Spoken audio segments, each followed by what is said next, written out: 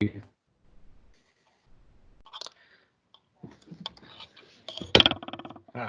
we go. Now I see you. Cool. Perfect. Oh boy. Dude, I tell you what. So we're gonna start this podcast out right. We're gonna talk about some digestive issues I've been having. Ooh. It is hilarious because you are now the second person from my wedding party that I've talked about digestive issues with over the past week. Dude, so here's the thing. My diet has not changed substantially from when this all started, okay? Mm-hmm. And I think a major change happened. The only big change was last week. The gym's closed down, so I'm not going to the gym. But I don't really ingest any, I don't take a lot of protein, or I don't take any protein. I don't really do supplements anymore. Mm-hmm. So, that. So here's the thing. I'm now at the point where, there's no warning. I don't trust a single fart. This has been the most stressful week and a half. 2 weeks now.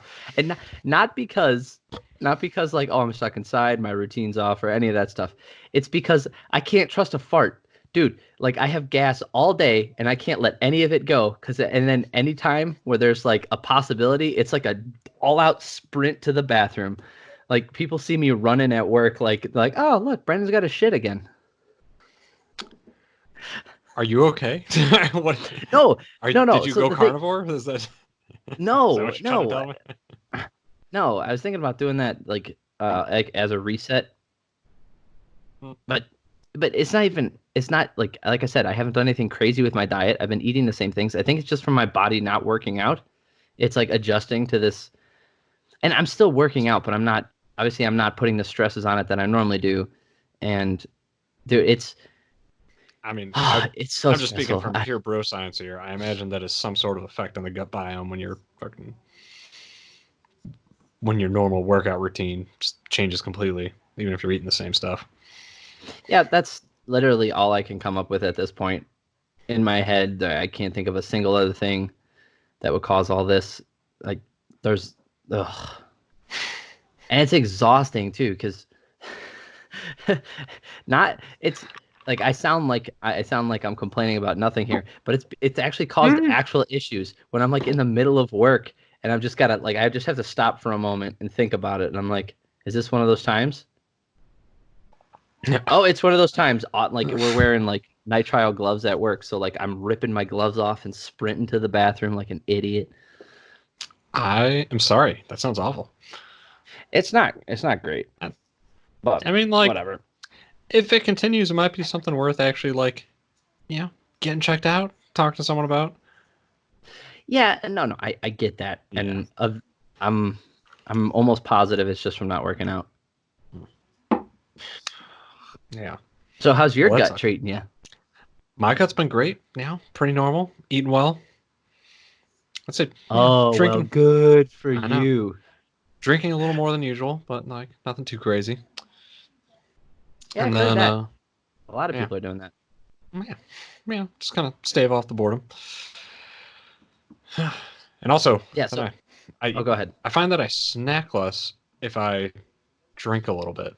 If I make myself if I make myself a nice whiskey drink at night, then that makes me not want to eat a whole box of donuts. So trade the donuts for the Jack Daniels. Pretty Johnny Walker, but still, yeah, pretty much. That's. Ew. There's only certain kinds of scotch that I like. I found there was one called Monkey Shoulder, which is a blended scotch. It's pretty good. That one was pretty good. And then I had another one.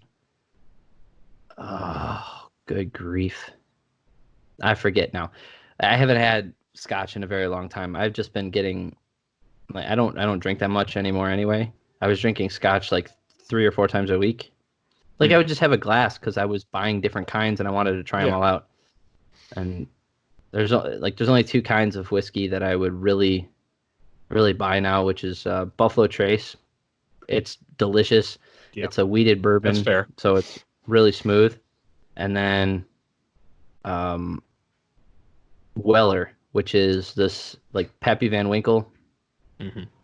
They got a couple good like local scotches or like local whiskeys out here that I like. Like they got a place, they got a drag or it's a place called Dragonfly. So they do like all kinds of liquor, whiskey, gin, that whole spiel. They might even have it out in Hmm. Chicago by now, but yeah, it's pretty good. It's just kind of a nice local brand. They got a couple other good ones Well, out here too. the distilleries are all making 70% isopropyl now, so Okay. which like there was a I think it was a distillery in Wisconsin. They were interviewing them. Like, yeah, I mean, we can't really we're not an essential service, so we had to shut down. So they got approval from the government to start making, 70% alcohol, or at least 70% in their distillery. And they're like, oh, well, you guys aren't necessarily equipped for this. What bottles are you putting it in? And they're like, whatever we can find. I fuck it. Hey, if it works, Yeah. good for them. And the place I work at is supposed to, we're in talks of making ventilators. Hmm. Yeah, I heard We already, Tesla is giving New York something crazy, like 1,500 ventilators or something like that. I mean, Like, I hope so. Because but he, I think Elon Musk actually bought, I don't think it was Tesla. I think Elon Musk bought like a crazy amount of ventilators from China himself and just and shipped then them just, over here. I guess that makes Because, sense. because he was in talks again, like he was going to shift some of his manufacturing facilities over to manufacturing ventilators, Hmm. which would be really cool. And I love Elon Musk as a, let's see, I I don't like appreciate, every, I appreciate him as a human being. Like, I'm happy he exists in this world. that's literally what I was going to say Yeah, is like people like him. Um, I don't know if we've had this conversation on this before, but uh, I feel like the world is no, we couldn't have. I talked about this with one of my physics professors. Science, especially like experimental science and things more on like the cutting edge. And I could be wrong about this, but based off of my experience of going through scientific, like an actual scientific education to get my bachelor's degree, and then also following up with like historical data and looking different things. Science was kind of the hobby of the rich. hmm, It was um, like the upper class did it as a hobby, and they had their own. So they didn't. There were obviously big companies that were funding things, but here's the deal: not a lot of companies fund things that aren't going to have a measurable return. And if you look at a graph of scientific innovation, it looks like this. Boop. And like that's when you get the yeah. like the transistor, right?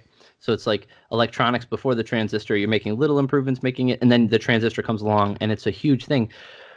But searching for that, like funding that specific like lab or whatever is doing research into the experimentals, there's no direct return. So if you have your monthly board meetings or your yearly board meetings, it's hard to justify it for a company to say like you get somebody in there who doesn't understand how scientific progression works because it goes in waves like that. Yeah. It's almost a linear like a linear And increase that's very small, and then you have an exponential like increase when the next big thing comes along.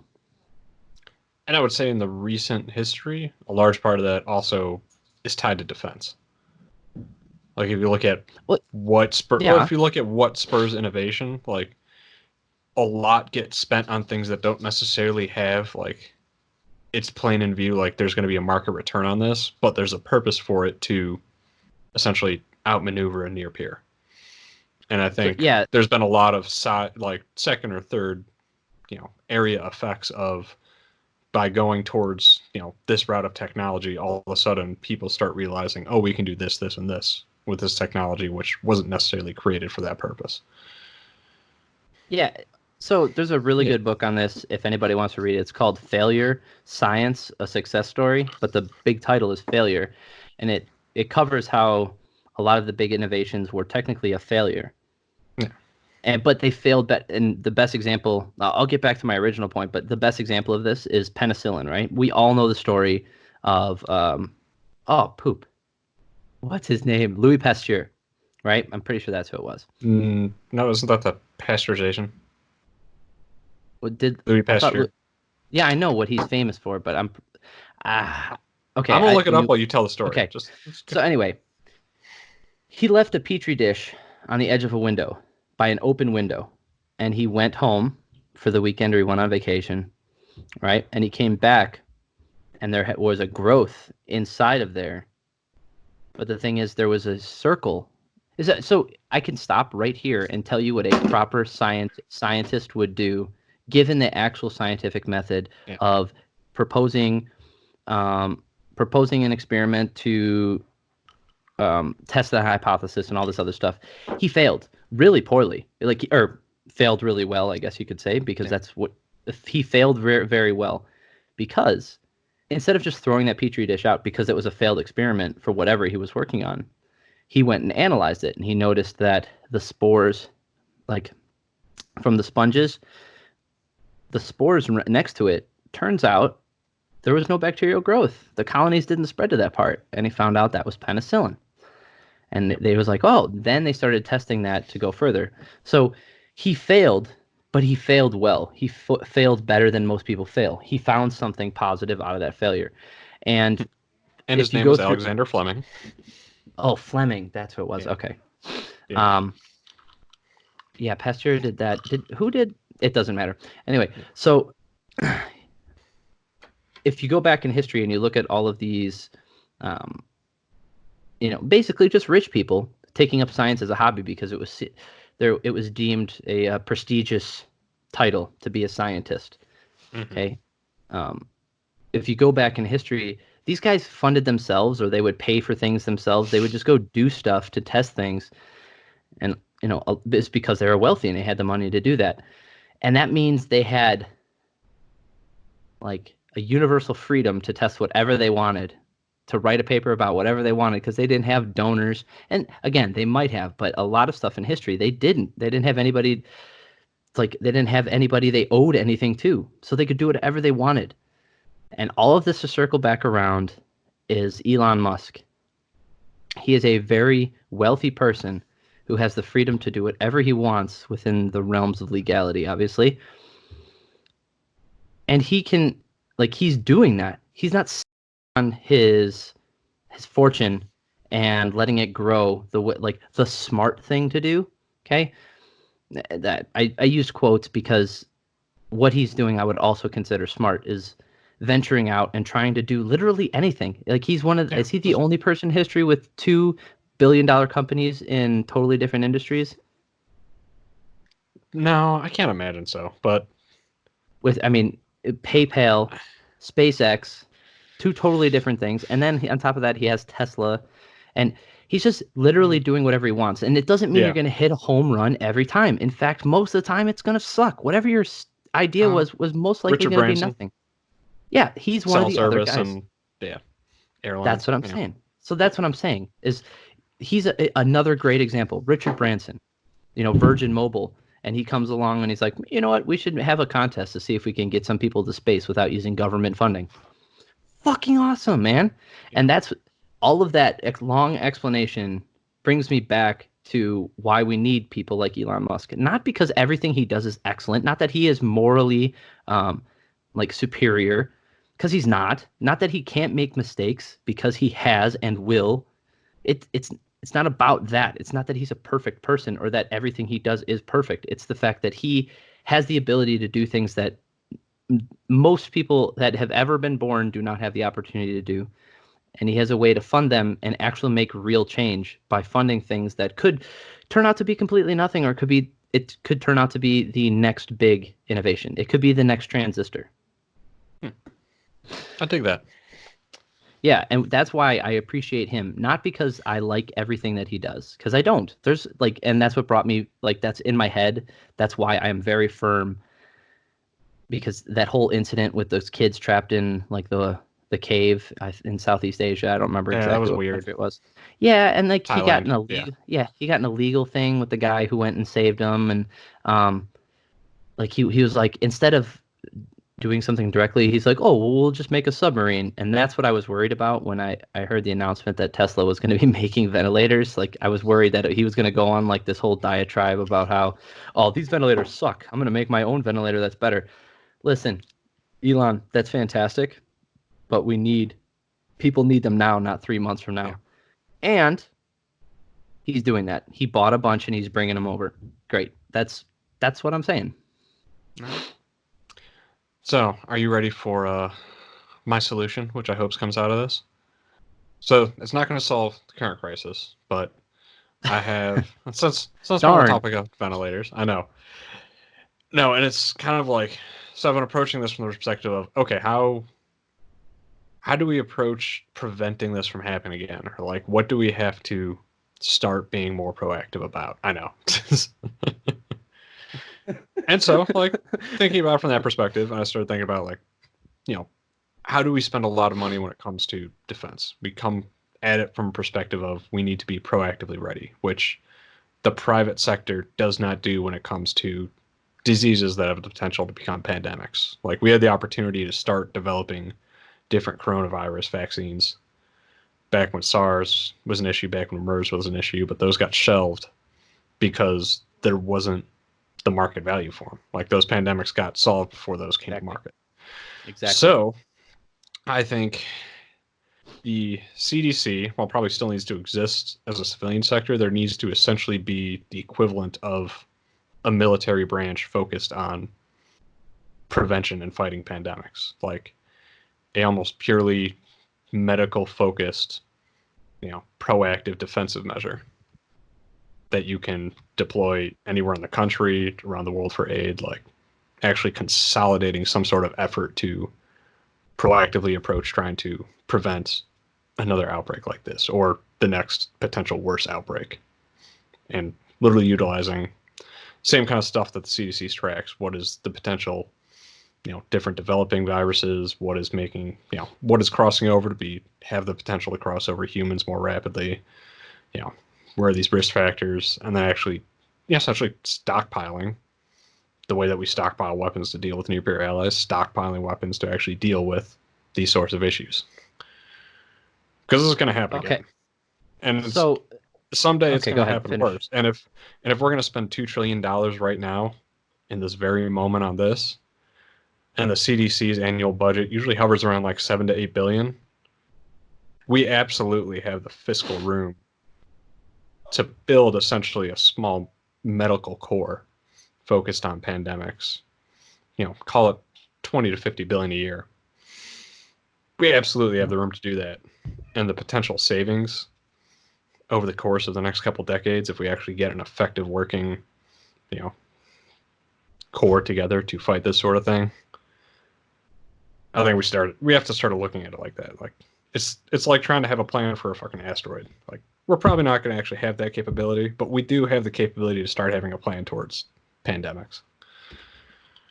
Yeah, And it's move not like over this to was the something that, center. and it's not like it was There you something go. that came out of the blue. Like, had there been a section of the government that was taking a proactive look at this, like,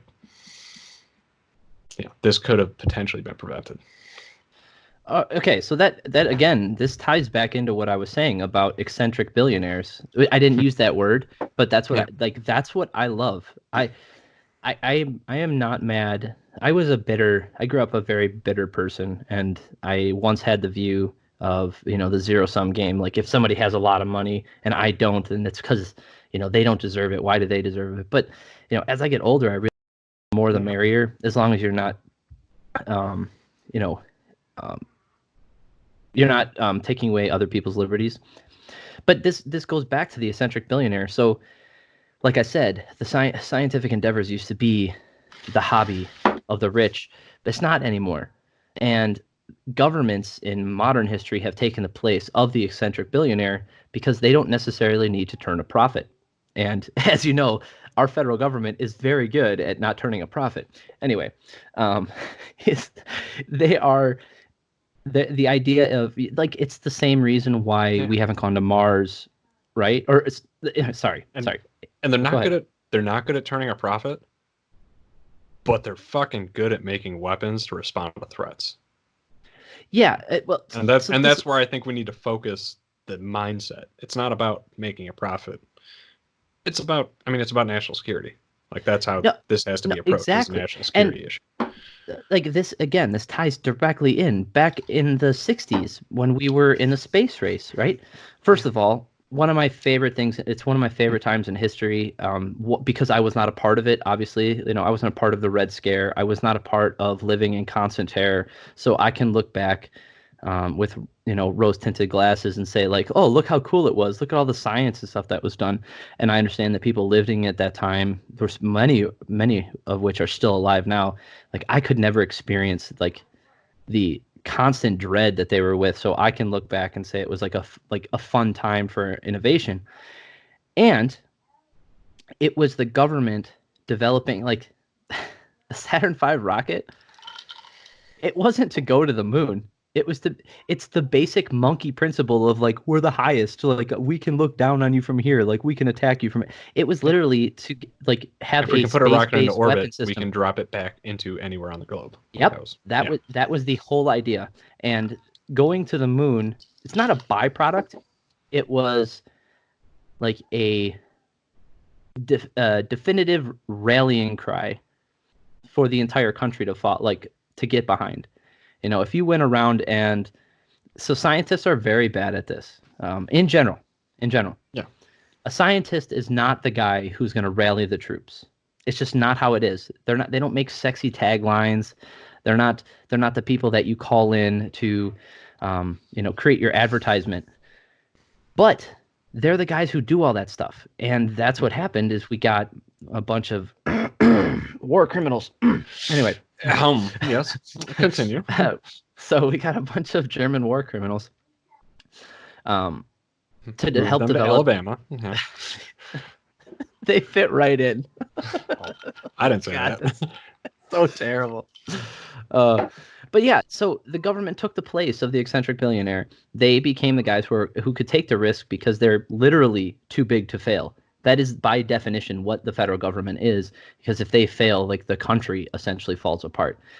So they can take these more risky endeavors with no definite profit in Yeah. like in the picture. And even all of that being said, your every dollar you spend like invest into science gives you a larger return in the long run than almost any other investment. The problem is you don't know when that return is going to come. It's not a 10-year investment. It's not a 5-year investment. It's indefinite. It's just a question mark. Yeah. It's literally the underpants gnomes of investment. It's like step one, get underpants. Step two, Yeah.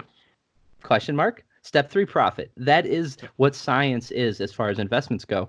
And like these more, I wouldn't call it existential investments, but anyway, the government has to do this stuff because Pfizer and Baxter and all of these other pharmaceutical and chemical companies, DuPont, whatever you'd like to pick your company, they have shareholders. If they're a publicly traded company, they're they're beholden to their shareholders.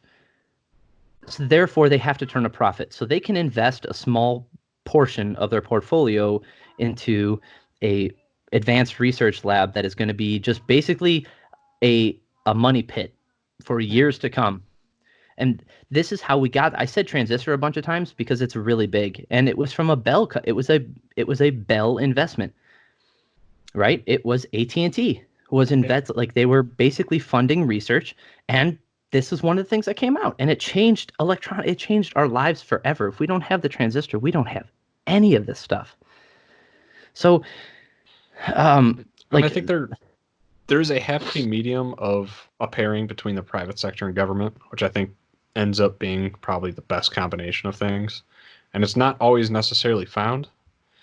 And I think it's definitely been shown how much waste and fucking bloated ridiculousness that can produce. But yeah, ultimately, like there's a pendulum swing. There is a balance there to where when you get the right combination of the government working with the private sector, you get stuff like the transistor. You get the technology that came out of NASA. Like, you get that stuff. Yes. Yeah. Yeah. Every And I think, dollar invested into the space race returned an insane amount back to the private sector. yeah. And that's where, and that's where I come at it from the approach of you need, we need to reevaluate what we're doing with the CDC. We need to start taking a look at the CDC needs to have significantly more impact and capability in the private sector to pair with the private sector, to work with the private sector, but also, there needs to be a government apparatus that is effectively designed and able to respond to this sort of thing. Like there needs to, like I said, there essentially needs to be a form of, a military service to where if there's an outbreak, you can actually deploy them. You can actually send experts to the front lines capable of dealing with these sorts of things that have the equipment ready. Do you know how many gas masks are stockpiled in this country? I know. Yeah. Yeah, like if They're if I just even sitting like around. imagined the number compared to, the mass that we need right now. Yeah, like, and that's something that, we need to be evaluating. The amount that we stockpile for defense purposes, for legitimate threats that exist in the world. Well, this is probably the most legitimate and the most likely to wipe out this country in the next 50 years out of all the threats that are out there. Like this is the one that probably gets us just to Armageddon as a potential another outbreak. And for us to not be investing, into some sort of apparatus of our national defense that encompasses that, I think is a huge mistake. Like if we're going to You're make right. the Space Corps, why is there not, essentially a pandemic? Like there needs to literally just be a, whatever fancy name that you want to coin it as, a medical corps, like a legit joint medical corps. Yeah, so that's exactly right. There's a need for it, and it's going to have to be a joint venture. Basically, you're going to. I'm sure companies already do this. Like cancer research is not profitable right now in a lot of different in a lot of different things. And for those of people who don't understand, like there's not going to be a cure per se for cancer, because cancer is a blanket term given to a lot of different actual cancerous cells, like the fundamental component of It's like saying there's a cure to virus. yes, that's what I mean. It's a Maybe not blanket like, term. yeah, and maybe not as And blanket as that, but still like, somewhat comparable. yes, so the funding towards that, especially specific things, or here's a great one. Ebola. How come there's no Ebola vaccine? They were working on one. They got close, but guess what happened? It went away. Yeah. The problem is So it takes on average 10 years to bring a new vaccine to market. yeah, that requires a lot of money. If we got this in 2 years, that would be incredible. Like the mountains of research and like effort behind what it would take to get a vaccine for this in 2 years is huge, which is what they're talking about. Just to put that into perspective, there's a reason why it's been a while since we've had a vaccine. Like H1N1 was fast when it came out, and I think that still took like 2.5, 3 years. Yeah, and there's also. But we could be working on this before it. Like we've already had the indicators that a coronavirus would be an issue. Like that medical intelligence was there. Yes. Yeah, and there's people who are much smarter than either one of us. Definitely a lot smarter than me. And if there was a threat from China that we knew 2 to 4 years from now, China is going to carry out an attack on this country, and it's going to injure, 100,000 people or potentially kill 10,000 Americans. How much investment do you think there'd be in whatever technology it took to stop that attack from happening? 10,000 Americans? Probably zero. Yeah. She's surprised. How many Americans a cyber attack killed? Can you imagine the investment? If we were to talk about the economic impact of that attack, though, that China's attack on our country would, yes, kill 10,000 Americans, wound 100,000, and then, send us into the Great Depression. 2.0. Like the investment in the defense capability to prevent that attack, that would be huge. We have to think about it from that perspective, but it's not a nation state. It's, you know, it's an unseen enemy. And it doesn't Yeah, care what we call ourselves or, what stimulus packages we pass. Like it doesn't care about dates. yeah, and so like what you were saying before with how we could be working on it, there are a lot of ways that the Earth ends up with no humans on it. I mean, that's a reality of being being in the current universe that we're in, right? And that's sounds a little stupid the way I said it, but I meant to say it that way because the universe that we are in is there's an order to things, but it's chaos in the larger scale because we don't have all the data. Chaos chaos just means like the word random. That's a word used by humans to describe things that we don't have all the information for. Like a coin flip. A coin flip is not random. It's predetermined. Before you flip that coin, before you like the second that coin leaves your finger, the outcome has already been determined. We don't know it because we don't have all the data. We don't know the instantaneous amount of force that was put in, exactly where you had that coin, what surface is going to be hitting, how many times is that going to bounce, blah blah blah blah blah, right? We don't have all of those. We don't have all that information and all of those factors pre-downloaded. So it's a random event. That's what chaos is. It's something that we don't have all the information for. That's why we can't predict earthquakes reliably. We can't predict volcanoes reliably. Not with any significant time beforehand. Like we can guess. Yeah. Like volcanoes we're a little better at, I think, than earthquakes. Yeah. Tornadoes, hell no. Nope. We're really bad at those. We're getting better at hurricanes because it's a larger scale event, so we can kind of see, but we still mess that up too. It's because there's so many factors that we just don't know. Therefore, it's perceived as chaos or random in nature. And when you that's just those are terrestrial threats, and the extraterrestrial threats, the asteroid, the sun flares, the This kind of stuff, it's not even worth investing in trying to figure out how to stop. Like, well, there are things like a gamma ray burst. oh, yeah, forget So about it. so a gamma ray burst pointed in our direction could come from so far away that it would just wipe out all living things in whatever direction it was pointed at. Now the chances are very small. The chances of an asteroidal impact in your lifetime are very small. The chances of a supervolcano going off in your lifetime are very small. And the chances of in your lifetime a global pandemic spreading, though small, based off of our recorded history, seems to be more likely than those other things that I said. Especially with increased urbanization and how we do food. Population density. Yeah. So, I think we talked about this before, or I mentioned it. How humans hit a population cap, like we hit a ceiling until we get a next big innovation, whether that be plumbing, vaccines, the theory of the germ theory of disease, lots of any given thing like the Haber method of extracting nitrogen from the atmosphere and re-injecting into the ground to produce crops. All of these things allow us to increase our population density past the point of where it was previously. Carrying capacity, yeah. Right, and this is another one of those things, as we've hit a population of over 7 billion of people on this planet,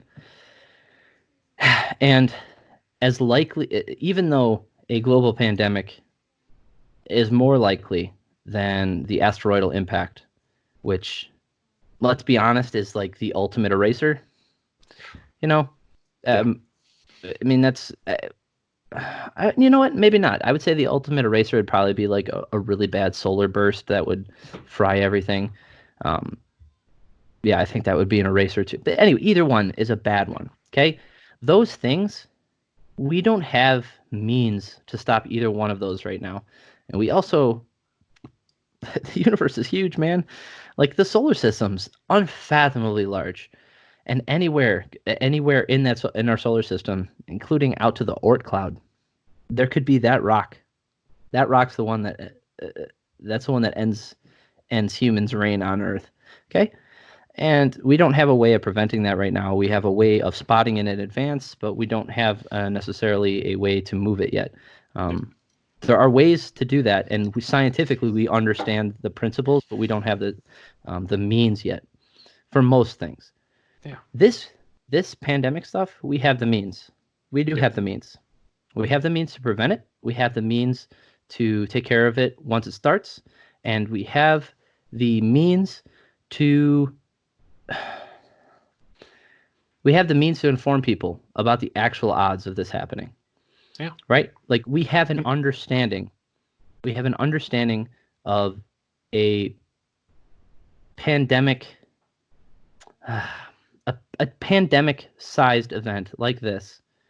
We have we have all the knowledge that we need to spread the information about this in advance, and obviously it should be filtered through the lens of people who can curate information to the public so that they get one or can understand it, and two, don't get freaked out. Because like I said before, scientists are generally not great at giving information to non-scientifically literate people because they are scientifically literate. Therefore, it is hard for them to translate it into terms that the masses can understand. And also, it's kind of like why I imagine Michael Jordan probably isn't a great basketball coach. Like, I mean, he's an owner, but I don't think he's a good coach. I don't think but I he mean, makes a good coach. Exactly. Like, just because someone is great at physically doing something doesn't mean they're the right person to explain it. Whereas someone that is, yeah. Steve Kerr. Exactly. Yeah. You want to get someone that understands it to a point, but then has those other social skills to actually like translate it to the general public. And obviously that can be someone like a Neil deGrasse Tyson who is charismatic, understanding, has plenty of interests outside of science. I mean, he was a goddamn like a wrestler, like, a really good one. Like he's talked about it before, kind of in a joking way. He was like, I was the nerd defender. Like when anybody would make fun of the nerds, I was the wrestler who could take everybody out. I mean, he didn't get in any altercations. He's not that kind of guy, but he has a sense of humor. He can communicate to the public, and for all of his faults, and like people, obviously, there's some people who can't stand him, which is fine. There's other people similar to him who have the scientific literacy. I mean, he's an astrophysicist. He understands how to talk to those people, and then he understands how to translate it to other people. Another example of this is Carl Sagan. Yeah. One of them, I tried to make an argument once with my physics, the other physics students, that Carl Sagan was just as important a scientific figure as people like Einstein or Newton, and not because he came up with theories, and they're like, well, that's silly. And I'm like, I understand that he didn't necessarily come up with game-breaking theories that changed the world as we understand it, but he was from the other side. He helped the world understand what we do know already. Yeah. He helped bring information to the masses in a way that it was easily digestible. So we need someone like that, and we also need an organization that is, like you said, in charge of not only taking in that information and using it correctly to create defenses that can stop the stuff going on in the future, but they need to be open, and they need to be very transparent with what they're doing. Yeah. And if the private sector wants to jump in, like to make a profit off of things, and they find a way to make profit off of any of these things without hurting, like I said, everybody else's civil liberties, I'm not a big fan of profiting off of people's sickness. It doesn't sit with me very well. I don't like it. It makes me feel uneasy as a human being. And if I could think of another way to get faster advancements in pharmacological studies, I would love that to be the case. But I don't think with our current market, like the market the way it is, not the dip, I just mean the way that the market is designed, like the the free market system. It's there's things it's good for, and there's things it's bad for. yeah, Like and that's the reality of it. That's why a mixed economy works. yeah, and that's the thing is we need an organization that's willing. Like, first of all, we need a government that's willing to put their foot down We need a against. government organization that's willing to waste some money to figure shit out. That's a huge one. Yeah, Yes. that's Yeah. that's what it comes down to. You're gonna have to waste some money, but that could save everyone on this planet. Yeah, and honestly, you know what? Yeah. This brings me back to one of my fundamental principles about how the federal government should be. It should be a relatively small organization, okay, that handles the things that the national, like a national based government should do. Things like The international government, relations. the government is there for defense.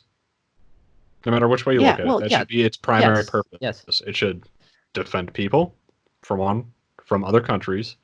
It should defend people and from other apparatuses of the government.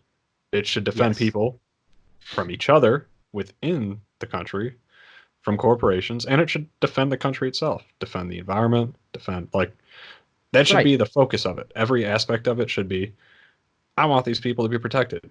I want them to be as prosperous as we can make them. I want them to succeed. It should not be just to try and suck up money and put it other places. Like the focus Right. should be how do we best defend what makes us a country? And that's the people, Right. And that's the land, that's everything. I would rather have like I don't have any insider information in how the federal government operates. I can just see what I see Yeah. from the outside and what I've heard from insiders. And as far as I'm concerned, people who work in the federal government should not be paid that much money. It's not. It shouldn't be a desirable position for people looking to make money. It should be a desirable position for people looking to make a difference. And whether you agree with those people's views, their morals, or any of their decisions they've made in the past, that's what voting is there for. But I would say the biggest problem to why that change has happened is probably more due to the economy than necessarily due to the federal government. Because I think once upon a time that was more true, that the federal government wasn't necessarily like it wasn't the place to make the best living for your family. But as we've no, kind of lost factory jobs, as we lost a lot of middle class jobs, if you're an average person, you can get a government job that gives you pretty stable benefits. And I think that's kind of part of no, the problem. Like it's stable become that benefits is fine. but I mean like it's become that apparatus where people go into it kind of for that purpose of I can make some, you know, I can use the government to become middle class as opposed to trying to seek it in the private sector. And like that's not necessarily a bad thing depending on the Yeah, qualifications, but I think that ends up being true for a lot of people that, obviously can't or don't have the skills to make themselves middle class in the private sector. And also that's partially because the private sector doesn't necessarily have the opportunities it used to have, depending on who you are. Like for someone that doesn't necessarily have a good education, it's going to be hard to make it into the middle class strictly from the private sector. yeah, and so I'm I'm not I'm not interested in people losing their jobs, and I'm also not interested in people, you know, starving and their families being hard up and ruining Yeah. people's lives and relationships because like all of a sudden like their job is no longer needed. That's not something I'm, advocating for. But when it comes to the federal Yeah. government, I think natural attrition could be used pretty effectively by not backfilling positions that aren't necessary. So your job is completely safe, but once you get I don't promoted, want to. Yeah. It's hard though. It's like seeing it as long as I've seen it, especially from the civilian like side of things, it is so hard to fire anyone in the government. Like, no, I'm not saying to fire nope. anybody. What I'm But I mean, saying like, is but you have to have that capability, and that capability, like, almost isn't there right now. And also, like, there is no incentive whatsoever to get rid of a job. Like, structurally, it doesn't exist. And I get what you're saying. Like, that needs to exist, but there is no incentive to get rid of a job. I think especially at the like the highest level in the federal government, those jobs should be almost like jury duty, where Yeah. people who are already interested in working in federal government, they don't get a pay raise to become a senator on congressmen and anything like that. Like it wouldn't necessarily come with a pay raise. It would just come with like the ability to influence people on a greater scale. I don't necessarily have like, and this is probably going to be weird. I don't necessarily have a problem with the amount of pay, especially when you look at like, I kind of think of it of a mirroring it to private sector. Like if you had a congressperson that has a district of say 100,000 people, and compared their pay to someone who runs a company that has 100,000 people in it, like a congressperson is probably making significantly less than what someone working in the private sector with that level of responsibility has. That's, I And mean, that being that's fine. and that being like and then it's less about like the pay, it's more about like what that job ends up getting used to make the money for. Like it's a stepping stone to something grosser that just it's like, Yeah, okay, cool. I'm gonna take a bunch of back deals and now I get a lobbying job a for revolving door. $6 million a Yeah, year. Yeah. yeah, Or and I'm or I'm gonna dump stock right before a crisis hits. Cause mm, yeah. Whew. that pisses me off so much because I I don't wish think I what they remember did this. with I wish I the remember the senators' names. source. No, I wish Oh, I remember the source of a story I read a couple years ago. But essentially, it was someone analyzing, like, based on what people released in their tax returns, what the average return rate on senator stock investment portfolios was, and it was something in the realm of like 30% return on investment, which is like obscene numbers. That's like basically everyone's insider trading. Like, oh, I do know what you're talking about. They were talking about for every dollar you spent on a congressman, it was the safest investment, and it was the like for every no, dollar you invested, you got it like was a actually like hundred from dollars their in return. physical. It was actually like from their physical stock portfolios, like what an average senator stock portfolio gets as a return on investment, like compared to say like your Roth IRA, like where people expect like a good return on a, you know, whatever funds they're putting money into to be like 8 to 12% or whatever. Like Yeah, like 10. I was gonna say your ten senators percent. are Yeah, getting 30. Yeah, your senators are getting 30 to 40% return on their stock portfolios. and again, you can't chalk that up just to the fact that they have insider information. They could also be more informed generally, just because of their Yeah, position. It allows them to have more information that wouldn't consider or it wouldn't be considered insider trading. And I think that's kind of what happened here was these backroom I wouldn't call it backroom, but briefings, right? These closed door briefings that these people in the government were privy to gave them information that might have been publicly available. It might have been publicly available, and if people did research, they could have foreseen it as well, and that's why they're going to skirt the laws here. It was just made obvious to them by this meeting that they had, and that's why they dumped all their stock before the stock market dropped, because it was already dropping when this all this stuff was happening in China because of production, right, and trade.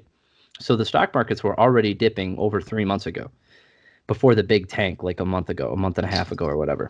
So it was already on a downward trend, and anybody with forethought, right, and the wherewithal to go out and get extra information, I think they could have came to the same conclusion, if not had the exact same information that these people were privy to in the closed door briefing. So that's the problem is people who have these positions have the same information that you or I, like the same availability to the information that you or I do. The thing is, it becomes m- more prevalent in their position. Like they hear about it more often, and it's more of a focus of their job. So they are. I would. It's not in the know because everybody could have this information. They are it's highlighted for them. Let's go that. We are given an encyclopedia, right? A thick ass book, completely brand new, not even opened out of the package, and we have to sift through and find the information. Whereas they are handed a open encyclopedia with the important information highlighted. That makes sense? So, somewhat. well, so like Check the check your phone information really quick. we oh, so the Yeah. insider information, like we have all of it.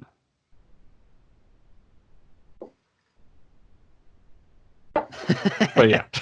But I get where you're coming from with it though. But like, yeah, I mean, physically, just being a senator or being in that position, you're automatically going to have some insight on like what direction the country is going to go. Like, what the budget's going to invest in. You know who is going to get what subsidies. Like, you're going to have those things, and you know, I imagine that's why a lot of people put stuff in blind trust or things like that. But at the end of the day, like, they're putting some influence on their accounts and whatnot. But you know, all that being said, like, I mean, how do you get anyone to vote for something that's going to end up, hurting their profits? Like, no one's going to vote to make it so like they can't trade stocks while you're in Congress. Right. That would make sense, but no one's ever going to vote for that. Yeah, I mean, and also Congress gets to vote on their salary increases, don't they? Yeah, which I always thought like maybe that should be approved by another branch of government. Yeah. Or you know what they should do? They should open that one up to a public vote, because I guarantee you, everybody would do a write-in campaign like, no, pay them like $5. That would be amazing if you change that to in order to raise the essentially like in order to raise the salary of an elected official, it had to be done by referendum. Ah. I think I like that. I smell a constitutional amendment kicking in here. Just need 32 states to approve it. Let's go. Oh yeah. So there's a definite need for a division of government that focuses on infectious disease, and I know we have that with the CDC and the subsequent other. I would say we kind of have it. We do. Yeah. Well, we have that. We have like literally the Center for Disease Control. Like, that is their job. And I'm sure there's a faction inside of the CDC that focuses exclusively on this kind of information. And just like we have, like we have the World Bank of seed, we have a seed bank. It's in like Siberia or something. We also have a bank of diseases. Yeah. But how big is that division? Like, how many people actually work there? And that's my problem. Yeah. And that's my point with it too. Like, that can't be like 15 people that aren't really replaceable. Yeah, and or even like 100 people that aren't replaceable. That needs to be like a legitimate division of people. And I mean, like, from the military sense, a division. So 5 guys and an officer. I was on a really small ship, so. No, think Army division. Like, oh, that's a little different. Yeah. Yeah, there's a definite need for it, and this has you already mentioned it. This is not something that's new. In recorded history, this is not something that is new. In recent history, this is not something that is new, and it's something that was preventable. And there's also a lack of education on the. We already touched on this. There's a lack of education on the public side of information just given out to people. Like, when we were kids, we didn't learn about global pandemics. We didn't learn about infectious disease in like the way that would have helped this scenario. Because if we were told, what happens if there's a tornado? Where do you go? If you're in a big building, where do you go? I mean, go to a nice solid archway away from windows, or do you go down to the bay? Like, you have all those places that are like, tornado shelter in place. Yeah. Right. So a fire drill, we all know to go outside. Okay. A hurricane, we know to leave the area. Earthquake, we know to get under I live in Illinois, man. There's been one measurable earthquake here in the past 30 years, and I wasn't even here. I was in California at the time. So people in California know that you stand in a doorway or you get out of your house. Yeah. Right? But we know all that. Well, what do we do if there's a global infectious disease coming? What if we do? We buy. What do we do? Ton of toilet paper, which apparently you need. So. What the fuck? Like, that's what people learn. Is there some all school? Come full circle.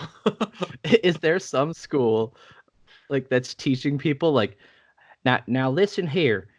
If you see on the news that the CDC is recommending that everybody needs to stay away from this, you get to the store and you get all the toilet paper. If you see a toilet paper on the shelf, you put it in the back of your truck and you go home with it. I don't remember the Matt Damon movie where they just freaked out and went to the store and bought all the toilet paper when there was a pandemic. Like, I don't remember that being a part of that movie.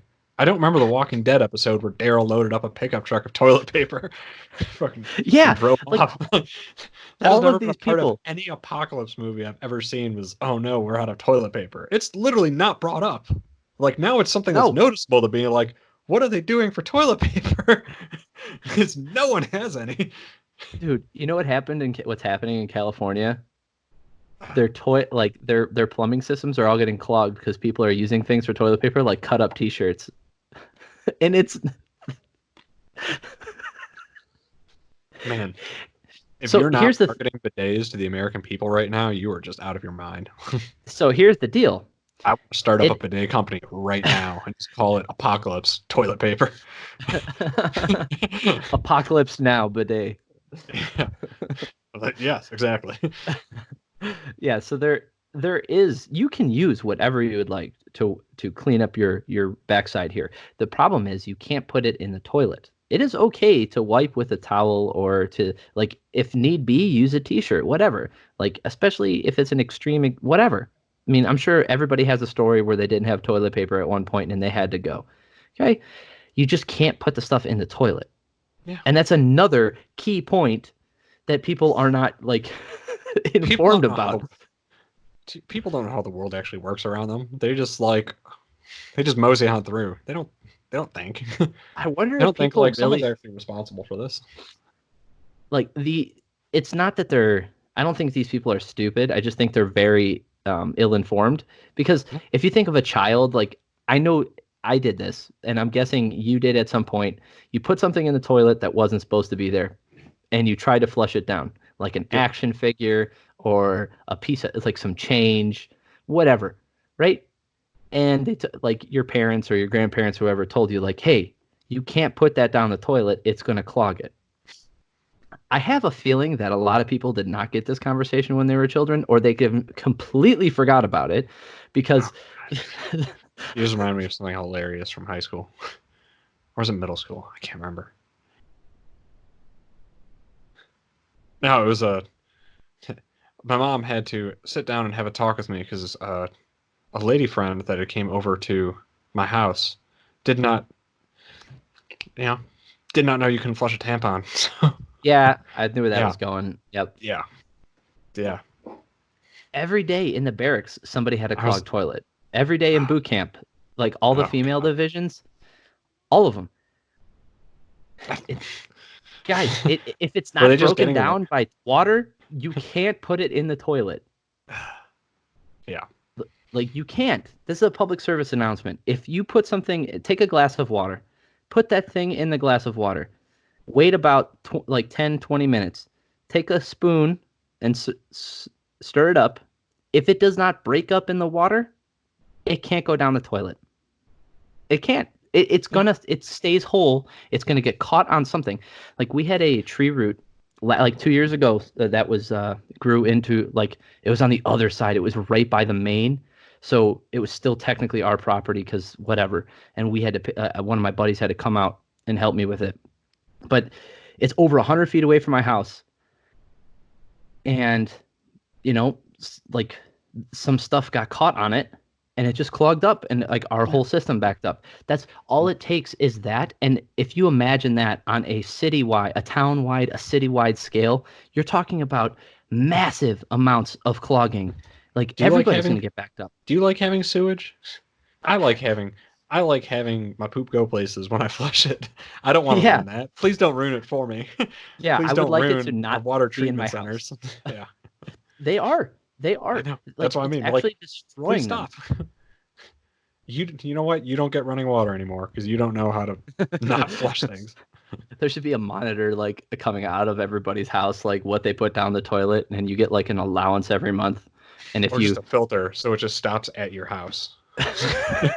So no matter what, if you flush anything down that toilet, sorry, it's not coming through.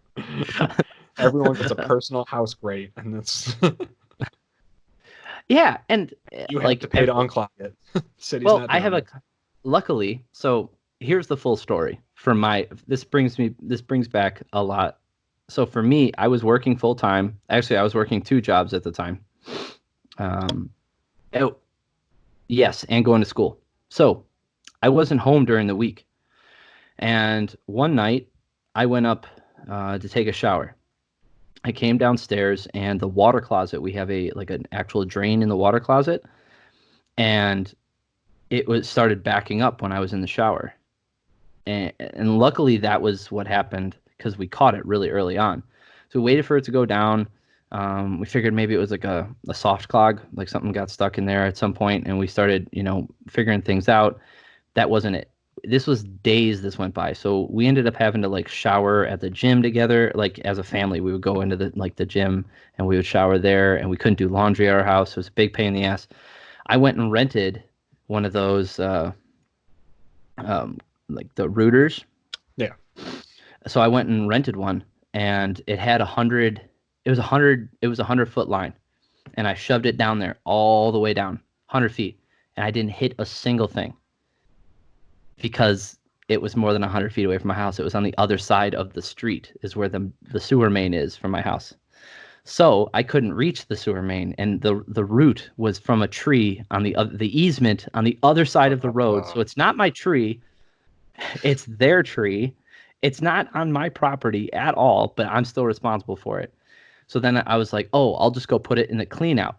So for those of you who don't know, there should be, like, coming from your house is your main sewer drain, and that goes out to the city main, or the village main. Somewhere along that line, there's a pipe that runs up into your yard with a cap on it. That's your clean out for situations like this. It gives you easier access into it, and you can do it outside, so you're not spraying shit all over your house. And if you need to do things, like, you can get in there. Well, I didn't have a clean out. I went and looked, no clean out. I followed the line. I knew exactly where it was. No clean out. I went to work, and like this whole time I'm going to work every day, and like I know when I come home I can't use the bathroom. I can use the sink for a little bit, but that's it.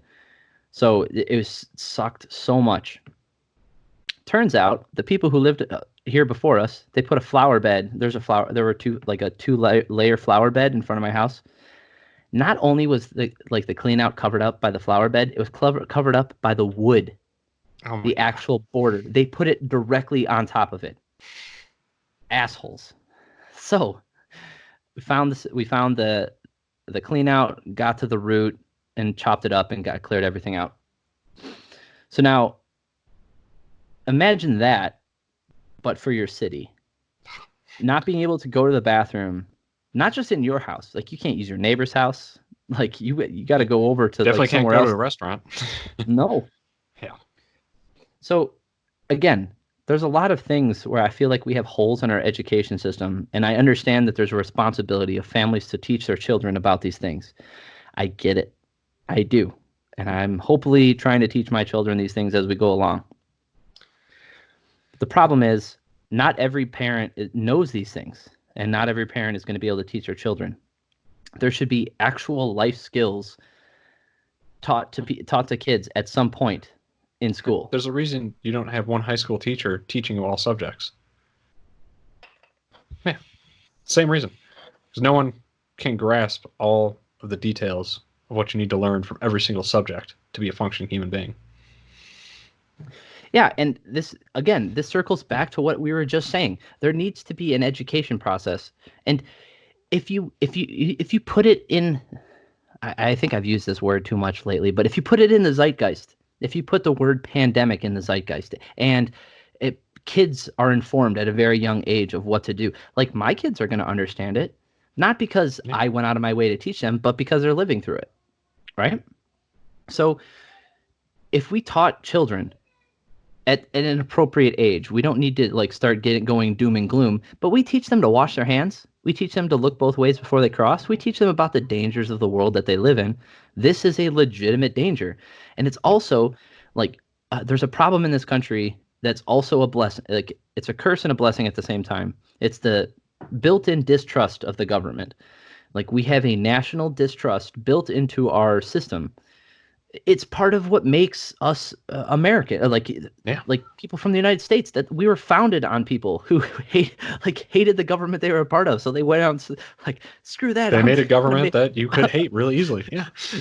screw that. I'm gonna make Yeah. my own country with blackjack and hookers. Anyway, so they go like there is a fundamental distrust built in to what it means to be like a member of the United States. Yeah. And when that information that is important gets distributed by the government, especially with the current climate, the political climate, and the media climate that we currently live in, we have a distrust of not only the government, but the media that's giving us our information. When someone comes along and tells you to stay in your house, otherwise your grandma could die, the first thought isn't, oh shit, my grandma's going to die, I should listen. The first thought is, well, how serious is this? Because Yeah. we've heard this before. They've told us about this before. That's the first thing everybody on Twitter is saying. Like, we survived SARS, we survived H1N1, we survived this. Like, this is nothing. It's just like those. But Or it's the not. amazing logical fallacy of trying to compare it to the flu, which probably pisses me off to no end. It's not, and that's I the know. problem. We have no trusted source of news anymore. You have to have a goddamn degree in journalism to be able to sift through the bullshit to find actual pertinent information for your daily life. And Yep. that's a problem. It's the same problem when it comes to law, when you have to have a goddamn law degree in order to sign any contract in your life. Like the one that comes with your user agreement for your cell phone. Like, when's the last time you read through that shit? And Or guess for who's an not app? reading that either? Lawyers. Yeah, that's what I mean. It's Yeah. everything has become, and I don't think the world has become so overly complex that the average person can't handle it. I don't think that's the case at all. I think it's obviously that's part of it. Like the world is becoming like more complex at a granular level. Like everything that we do is so much more complex than things that were happening even 10 years ago. Yeah. But there are still fundamental truths, and I'm going to keep harping on it. One of those, like again, we teach our kids to wash their hands. We teach our kids to cover their mouths when they cough. We teach them to cover their face when they sneeze. We should teach them that if there is an infectious disease going around and Listen to epidemiologists, listen to the guidance from the people who spend their entire life studying those diseases. epidemiology, Yeah. if the epidemiologists are recommending that you avoid large groups of people, we should be teaching children that, hey, these people who understand infectious disease far better than I ever could, because they've dedicated their life to doing this, are recommending that I avoid crowds of over 50 people. Maybe I don't go to that Nickelback concert. Just maybe. Maybe I don't go out for Mexican food tonight. Okay, these things. It's even when the No, government. you have to treat it like when a lifeguard says, "Hey, no, you can't go in the water. It's too many sharks today." Exactly. No one's gonna be like, "Oh no, I'm fine with sharks. They don't bother No, me." there's gonna be people. So Yeah. that is a great example because there are people who will still go do it, Yeah. but it's such a small percentage. It's like that's an excellent example because sharks kill nobody who stays on land. Yeah. If you're on land, the chances of getting attacked by a shark are essentially zero. I think I'm. I don't think I'm going out on a limb there. Yeah. So it's the same Well, thing. The chances of you catching an infectious disease while staying in your home and minimizing your contact with other people goes down drastically. And this isn't the federal government and everybody who gave us information. Even now, when they are recommending these things, when they're recommend, everybody's still like, fuck it, it's spring break. I gotta go party, yo. Get the hell out of here, man. These are they're children. yeah. They're children with their mindset, right? These are children. I mean, not to criticize a politician, but Florida probably should have had the National Guard go in and just close down the beaches. Yeah, Like, I can't believe that got just allowed to continue. I can, because there's people everywhere. There's people Yeah. going to church still. Listen, I don't care. It like you can love Jesus, you can love Allah, like you can love whatever deity you choose to. That's okay. And like pray from home. Yeah. I understand the fundamentals. Like until recently, I honestly questioned the gathering of people. Like if they say God is everywhere and He can hear your prayers and all this stuff, there are Bible verses that do reference when more people are together, your voice is stronger. I understand that. I really do, and I get that people do believe that. No, and that's okay. I'm not going to begrudge those people to stop believing in what they believe in. But I'll tell you right now, God probably doesn't want you dead, right? He probably doesn't. He Or he probably does? doesn't I don't want know. you. Well, I don't know. Maybe you're a Yeah. serial killer, but chances are you're not going to church every weekend anyway. But dude, these there is just this certain percentage of the population that is going to do stupid things regardless. I'm one of those people when it comes to a lot of things. I've done so many dumb things that I Yeah. knew were not in my best interest physically or like health wise. I know that. I'm one of those people in a lot of cases. So I'm not doing myself any favors in those specific examples. Like if something's stuck in a tree, I'll probably climb the damn tree to go grab it. I know it's dumb. I do. Yeah. Some people are going to run one rep max without a spotter. That's just going to happen Yes. sometimes. Yeah, some people are going to go pet the wild animals. Yeah. Listen, these things Some people happen. are going to put 137 tigers in cages and just. I haven't watched that. Have you watched that documentary? I watched the first episode and I'm actually. I don't know if it's because I waited so long to watch it compared to obviously the hype is still pretty big for it now. I'm curious if it's actually that compelling or if it's just because everyone's stuck at home it makes it more compelling. Like I Yeah, can't. I'm trying to figure it out because I watched the first episode and I'm like, I'm not really hooked, and I don't know how this can draw out for another 7 episodes of I'm not 40. going to Like watch it. it actually feels like kind of like a there's 8 45-minute episodes of this when I feel like I got the gist of it in the first 15 minutes. Like I don't know what else there is to tell in this story. Dude, I started watching Seinfeld. I never watched it as a kid. Yeah. It was something my family never watched, and one of the guys at work, shout outs Lawrence, what's up, bud? Anyway, so I will say, yeah, that and he Bill Burr and Tom Segura's comedy specials that both dropped on Netflix. Both very yeah, excellent. I haven't Haven't watched watched those those. yet, and I wanna sit down and watch them with Ashley because I know she likes both those guys. So I'll do that. We'll do that together. But oh, she's redoing the kitchen. No, nice. I know. Yeah, she Congratulations. one day like what was it? Tuesday, Tuesday or Wednesday. She was like, "I'm gonna repaint the kitchen." I'm like, okay, like thinking like, oh yeah, we'll do this in like a year or a couple months or something. And then she started taking everything down and then just started like she went and got samples and started painting shit. Hmm. So like we've all been stuck inside and she's like going ham on the kitchen, totally redoing it. Damn. Well, I know. good for y'all. That's awesome. Yeah. And like we're gonna replace the toilets. What else do we have to do? Oh, you know what I was thinking? The roof. We've lived here for 7 years now, and I haven't put a new layer of tiles on the of yeah, not tiles, shingles. I haven't I put a don't know. new layer of shingles. Sorry. Yeah, shingles. I haven't put a new Hmm. layer on, and I think you're supposed to do that every couple of years, and then you could put up to like maybe is it 10 years? I don't know now. Depends on the tile. It heavily depends on the tile. I know that.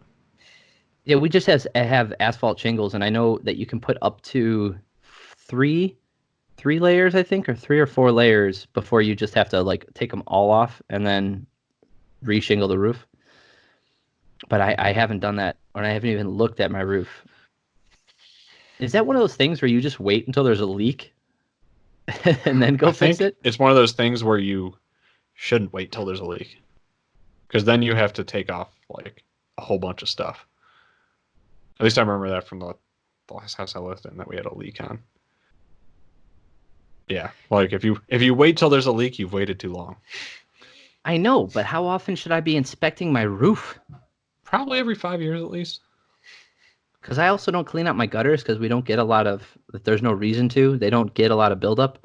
I should Do probably you go at check least my change out gutters your air too. filter? What's an air filter? Yes, yes, yeah, I do. Yeah, we change out the Oh, air filter every couple months. In the winter, we change it out more should probably because the change it out heat's. soon anyway, because everyone's indoors. Yeah, well, no, we do actually. It's sitting like in the hallway. I have another one that's ready to go in. Um, Yeah, I I got like just an finished air. one half too. I was like, this seems like a good time to change this out right now. I'm gonna Yeah, burn like the other one. I haven't met a single person that because so I'm still working. I'm still working 5 days a week. In Illinois, there has been I'm gonna call it stay and pray type of situation. Yes, hurry up and It's wait. Yeah, yeah, everybody's kind of quarantined. There's definitely less people on the road. Although I noticed 3 days after they called for that, more people were back on the road again. So I still think there's still a lot of people who aren't going to work, which I understand is extremely difficult, and I'm not trying to downplay that. That sucks so much ass. It really does. I've been there. I've been in that situation more than once where, I lost my job or, yeah. I've been in financial straits because the position I was in, or I was changing jobs and it was bad timing, or I had to take a pay cut because I had to move into a new industry, stuff like that. Like I understand, and I'm not trying to downplay that, but I think there are way too many people out around here. There are Oh, there, yeah. there are That's why people who they are had to shut down the state parks in Washington because people are still because going. everyone wasn't working, so they all flooded to the state parks. Hey, guess what, people? If everyone stays on the main trails, you're not social distancing. And also, if you pack those parking lots, that's not like defeats the purpose. You're basically all just congregating at one place. It's like an outdoor concert basically in every single state park. People just all flooding all the main trails and then going through those towns. They even had to close down a bunch of the big national parks out here. I Yeah. I, Like I get the I don't know. motivation, Some of those but parks are so big, man. Like I know Yellowstone's an extreme example. Yellowstone's gigantic. There's 100 people in but there. You'd never meet them. yeah, but the problem is like you can go deep enough to do that. Everyone's staying in the shallow end. Oh, okay. Yeah, because you get a bunch of people that either go there regularly but aren't necessarily in shape, and then a ton of people that never really go there. Like, oh, I guess I'll just go to the park. Now's a good time to walk and get into shape. Well, all those people are basically just hanging in the same place. So there's been like I said, I'm still working, and my job has. I think I mentioned it last week where they were going to be doing 3 days on, 4 days off type of deal, 2 shifts. Well, they've changed it again. Now it's going to be a morning shift and a night shift, and it's going to be half and half, 5 days a week. Because Nice. our production is. I wouldn't say our production is hurting because it's not. Like we are getting stuff done. Um, there has been a lot of stuff that has built up. I don't want to go too in depth because it's boring, but Yeah. it's not scandalous. There's nothing scandalous at all. This is just like the nature of the business that we're in, building giant machines. It's you get an order in for a giant machine. A lot of those parts are going to come in at the same time, and because they've been quarantined at the airport, so now these parts are coming in, and like the shipping receiving department needs help because we have crates. I mean, it looks like like where they hid the Ark of the Covenant in the end of Raiders of the Lost Ark back there. The amount of crates because it's just nonstop stuff coming in. So there's just been a flood of parts coming in, and we have to Hmm, take care of those things. And we are more than managing. We are keeping on schedule with our production. that's good. Yeah, things were already in place that we kind of knew this was going to happen anyway months ago. We're talking like 4 months ago, 6 months ago. This was Hmm. already foreseen based off the nature of the current jobs that are currently being worked on. So all of that stuff out of the way, the company I work for has been very forthcoming and very understanding with all of the stuff going on. And they have put a big emphasis on being safe, feeling safe, and not putting other people in danger. And they've done a really good job about that. Initially, I had, um, again, I don't want to, this one, it might be a legal thing, but there was an individual who was doing not unsavory things, but ill-advised, giving ill-advised information. Hmm. Um, yeah, and he made some bad decisions with me personally, and it made me very uncomfortable. It was only like pertaining to this exactly, like this. It was Okay. about this stuff. Yeah, it wasn't. There's he. I don't hate that person. He like very nice person. There's nothing. I don't have anything against that person. It's just there's the rest of the company had a very clear image or a very clear and concise like idea and plan in place, and that alone made me comfortable because of what they were doing and what they're trying to do. And Mhm. I understand that our like that's there's a reason I'm still working. Like my job isn't like our job is a necessity. We work in the pharmaceutical industry and we make a lot of stuff for a lot of people. And despite all of this going on, there's still people with diabetes, man. Yeah. There's still people who have surgery There's planned. still people with chronic issues. Yeah, like there's still people who are sick, and those people need things, and we make a lot of that stuff. So, um, our company has handled it very well, and I've been initially because of that individual, I was very pessimistic, and it made me very worried about working there going forward if this is how things were going to be handled. But because of what's happened recently and the emphasis on, like what I said, like safety, feeling safe, and all that other stuff, I actually feel very comfortable um, working there. Oh, It good. makes me happy to to be working at a place that actually cares about individuals. And we've made some cutbacks because of scheduling, but we haven't cut people's jobs. I'll That's put it good. that way. Man, I Yeah. can't wait till I work in a place like that. Oh, Wow. okay. Side note, you got to go, right? Yeah, I gotta go. But one more Okay. note. One thing.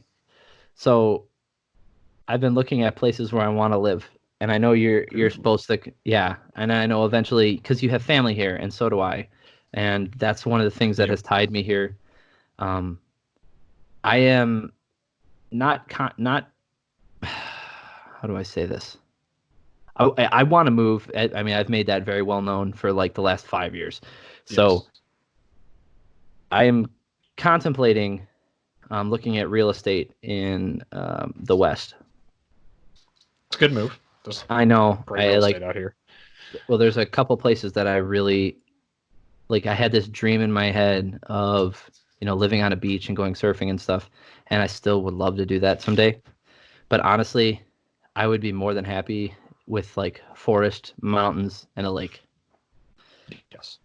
So the hardest part, and it might not be as hard of a thing for you, but the hardest part is finding a job that supports it out there. Because I've had some family that lived out kind of in this area, so like out in Colorado and Montana, and they loved it, but the job market just wasn't there. So they essentially couldn't make it work long term.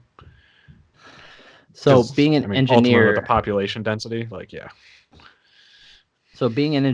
I'm hoping that translates to pretty much any location. it should it should hopefully, Yeah, but yeah. yeah, I think I just have to line things like things just have to line up and be in place before I move. And one yes, of those things is obviously finding a job. But I'm gonna start looking at Colorado, Wyoming, Utah, and like maybe even Texas. I wouldn't do Texas. I know, man, but there's just so many places that it's like I it I would really surprise enjoy. you that it's a little more expensive than you'd think. I think Oh no Texas is a no, I little know, yeah, I know. and it's also not green. Yeah, that's the part that kills That me. that It's yeah that part's rough. It's just not green. Like yeah, Colorado's awesome. Wyoming is Wyoming, Montana, and Idaho are probably like the three most beautiful places I've ever seen in my life. Like Wyoming surprised me, just like incredible rolling hills going through there. Yep. Montana was just all like if you say trees, mountains on a lake, like that's just Montana everywhere you Yep. go. It's gorgeous. And then Idaho is also pretty much just that as well. And I like, you know, coming back out here is probably in the long term plan, but at least for now, I think going back to Illinois is probably it's the pathway to that kind of long term idea. Like this is definitely where I want to retire. Like Idaho, Montana area, somewhere around there. Like that's Yeah, Illinois the is like the reference. mafia, man. Like it's Illinois is where you make your money and then you take it and go somewhere else. yeah, like I that's was what people like do. I keep trying to get out, but it keeps pulling me back in, man. Yeah. But yeah, I mean obviously the big stuff for us is like family stuff. I want to be Yeah. closer to family, friends, people I grew up with. But then, time goes by. I mean, I'm flexible. We've proven we can live pretty much anywhere in this country at this point, so we got a good idea of how to do it. Oh yeah. All All right, right, man. man. So everybody who's still listening, as always, I love everybody. I hope everybody's staying safe, staying inside if you can.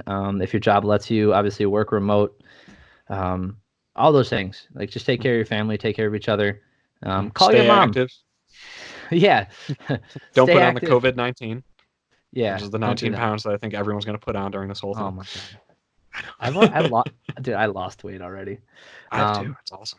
yeah, I lost 10 pounds. Not good. No, it's not good. Oh, you're not. Okay. No, Sorry. I was working hard to get bigger again so I could like do the strongman stuff. Yeah. But yeah, if you're listening to this, this should be up on YouTube if you want to watch the video of us two ding dongs talking to each other. Leave some comments below. Subscribe to the channel. Hit the like button. I don't know if that's going to help because like the three people who listen. I don't know But how yeah. to work. The email address is same superlunchbros@gmail.com. Send us emails. If you have any questions, anything you want us to talk about, that'd be fantastic. Anything for you? No, that's all good, man. All right. Okay, everybody. Stay safe. Love y'all.